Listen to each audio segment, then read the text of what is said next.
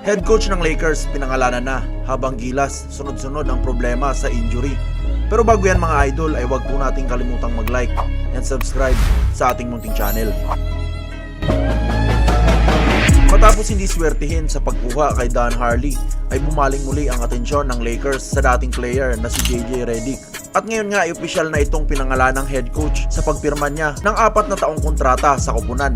Matatanda ang una talagang na-chismis na kukuhanin ng Lakers si Redick dati pa, pero dahil sa pasabog na balita tungkol sa pagnanais ng team sa NCAA champion na si Don Harley ay natigil ang usapan. Madaming ang fans ang nagduda sa kakayahan ni Redick dahil wala pa nga itong karanasan sa pagiging coach sa NBA.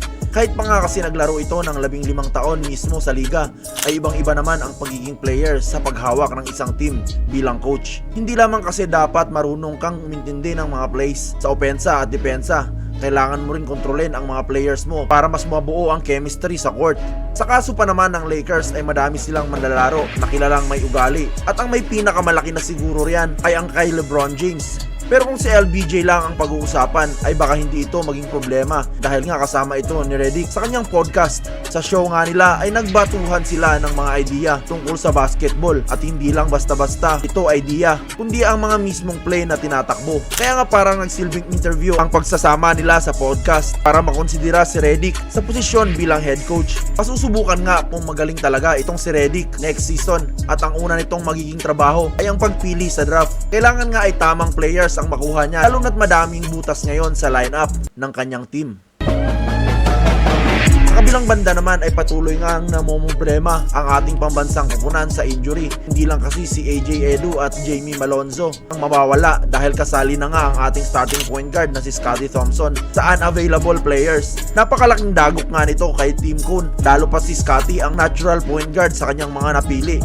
Sanay na kasi siya sa sistema ng tinatakbo ng coach, kaya naman mapipilay talaga ang ating playmaking sa pagkawala ni Scottie Thompson. Aasahan niyang hahalili sa kanyang posisyon ay ang kakahirang lang na Finals MVP na si Chris Newsom at ang SMB guard na si CJ Perez. Sa dalawang ito ay walang kilala talagang passer na requirement sana sa pagiging point guard, pero pareho naman silang masipag at magagaling na scorer, kaya makikita sa Olympic qualifying tournament kung epektibo ba ang adjustment na ito ni Tim Cohn. Dahil nga sa pagkaalis ni Scottie ay naiwan sa 11 na lamang ang players, pero mukhang makukumpleto na sila sa pagkadagdag nga ni RR Pugoy. Mukhang kasama kasi ito sa practice at baka ma-line up pa sa Olympic qualifying tournament. Sa laruan nga ni Pugoy ay malayong-malayo ito sa nabibigay ni Thompson. Tirador kasi ito kabaliktaran sa all-around na laruan ni Scottie Thompson. Ang panigurado lang ay lalaban naman si Pugoy kahit sino pa ang makakaharap. Sana nga lamang ay gumana ito sa Olympic qualifying tournament dahil malalakas talaga ang ating haharapin. Pero sa tingin nyo ba, tamang kapalit ni Scottie itong si RR Pugoy? Payag din ba kayong masama siya sa Final 12? I-komento nyo lang sa baba ang inyong opinyon.